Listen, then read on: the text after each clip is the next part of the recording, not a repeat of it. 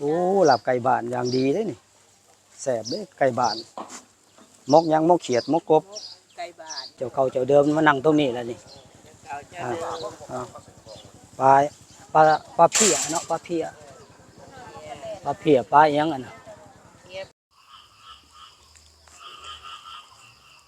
ครับ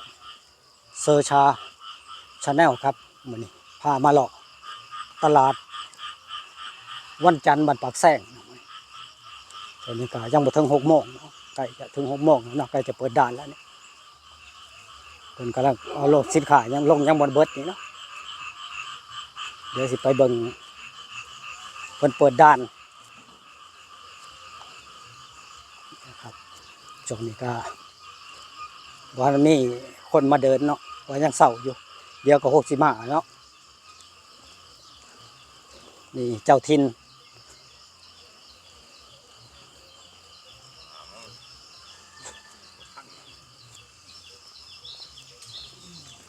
พันปลาเนาะกำลังลงเนาะลงทันได้แล้ว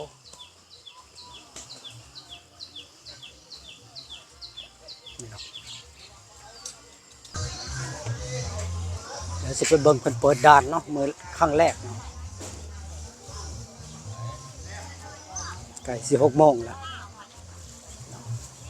ค่อยมาเลาะตลาดเนาะสวัสดีจ้าสวัสดีจ้าไปไสล่ะนี่ฮะจะไปไหนฮะกำลังจะเปิดด่านแล้ว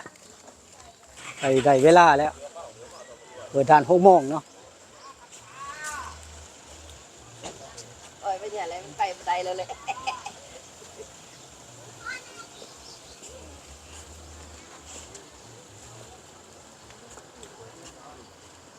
น้ำมันจะขึ้นอยู่ดิ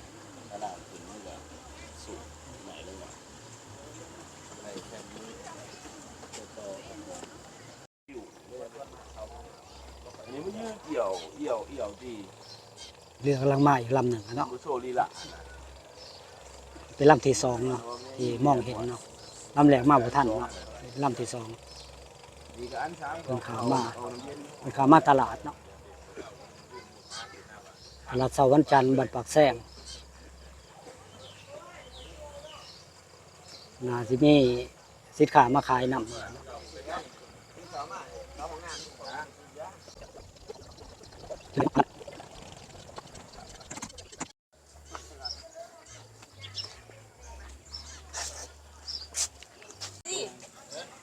เดี๋ยว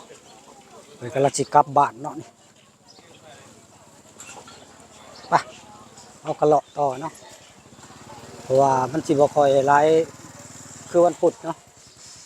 เดี๋ยววันพุธมาเบิ่งใหม่นี่ปลาเนี่ยก็ยังมีอยู่เลยปลาโขงนี่เนาะนี่ปลาโขงก็ยังมีอยู่แล้วนี่เจ้าเก่าเจ้าเดิมมานั่งตรงนี้แล้วนี่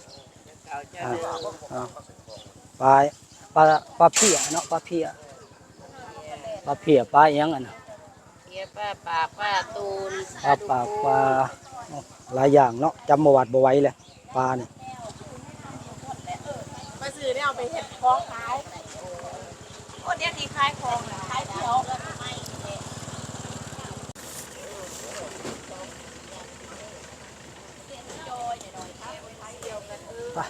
เดินต่อเนาะกำลัง6 โมงกว่าแล้วเนาะนี่ก็ปลากันทั้งปลาทั้งกุ้งเหมือนกันเนาะนี่โอ้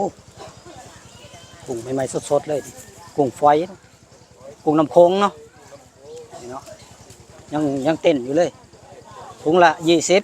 20เนาะปลาหน่อยก็มีละ20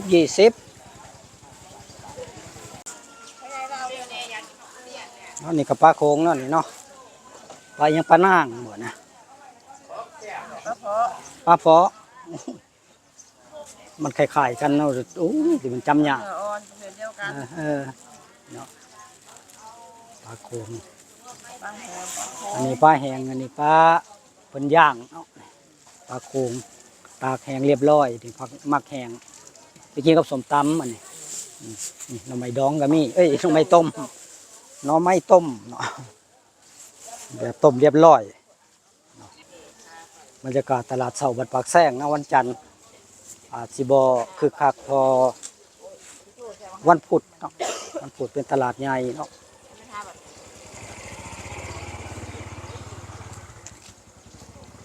จ้ะ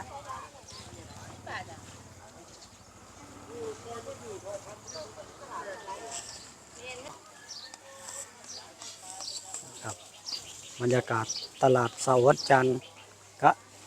ประมาณนี้แล้วเนาะ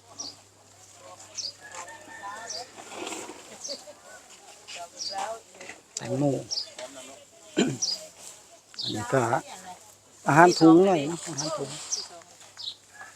มันลาบหยังนี่พ่อค้านี่ ลาบไก่บ้าน โอ้ลาบไก่บ้านอย่างดีเลยนี่แซ่บเด้ไก่บ้านมกหยังมกเขียดมกกบ ไก่บ้าน เอามกไก่คือกันเนาะก็ไก่บ้านมกหน่อไม้เนาะไก่บ้านมันแซ่บแล้วแตงโมแคตตาลูป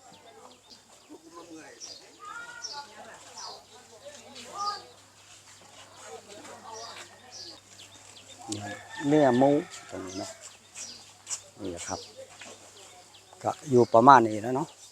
เอิดมาในได้คนนะเอิดมาในได้ในย่างมาได้เฉพาะ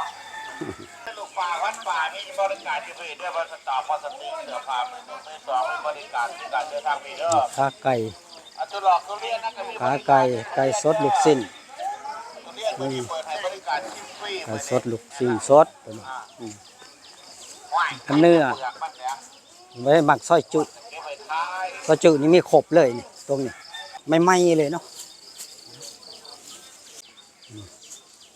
ท่านนี่คือสิแม่นนั่น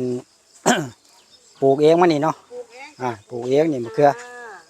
มาแข้งมักสีดานี่พอดีกินเลยเนี่ยน้อยๆฮอดนี่แล้วเนาะประเภทอาหารบ่หลายเนาะต้องรอวันพุธนี่หลายวันพุธจังหลายเป็นตลาดคล้ายๆตลาดอันในบ้านในนี่เนาะมายำมาแยมนี่เนาะแล้ววันพุธเราจะมาเบิกใหม่เนาะวันนี้ก็ผ้าเลาะผ้าเลาะจังหน่อยเนาะโอ้ปลาดุกประเภทปลาเนาะนี่ครับ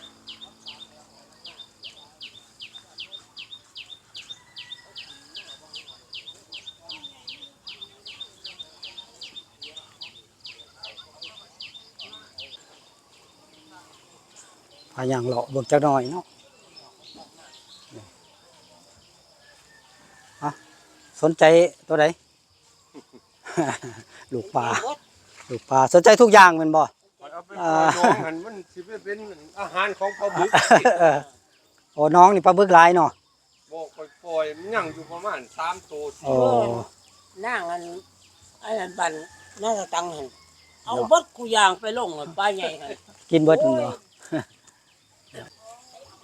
นี่ครับออนซ่อนปากแซง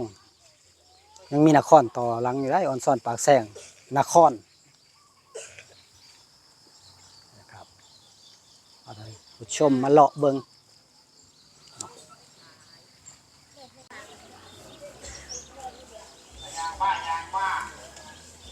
นี่นะครับบรรยากาศ สายเสือพามันเป็นย่างเลาะเลยมันหวานเลย ตาดีแท้เดียวนี่ห่วย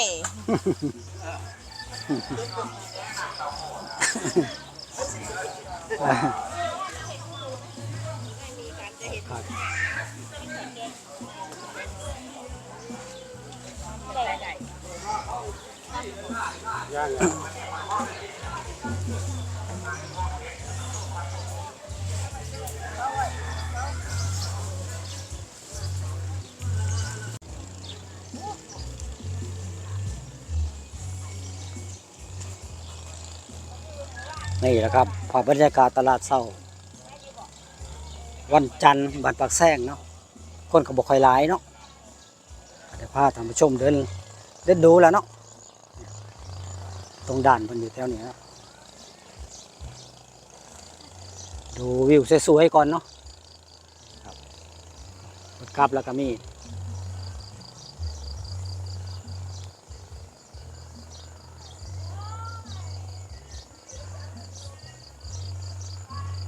โน่นนะครับ ไปพุ่นก็จะเป็นหาดส้มดาวเนาะครับเนาะไปทางนั้นก็หาดส้มดาวเนาะตอนนี้น้ำมันกำลังขึ้นเนื้อน้ำขึ้นนะใกล้สิท่วมสันดอนแล้วเนาะใกล้สิท่วมสันดอนแล้วนี่ตรงนี้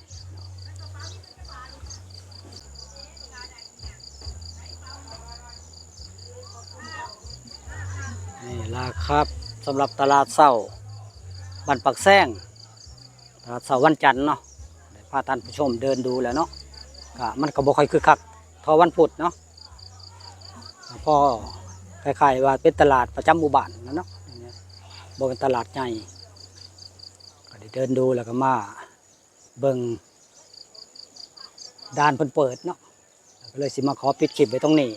อย่าลืมเข้าไปกด Subscribe กดไลค์กดแชร์เด้อครับเพื่อเป็นกำลังใจให้ได้ทำคลิปใหม่ๆให้ท่านผู้ชมได้รับชมกันอีกครับสำหรับคลิปนี้ก็ขอปิดคลิปไปเพียงแค่นี้คลิปหน้าค่อยเจอกันใหม่สวัสดีครับ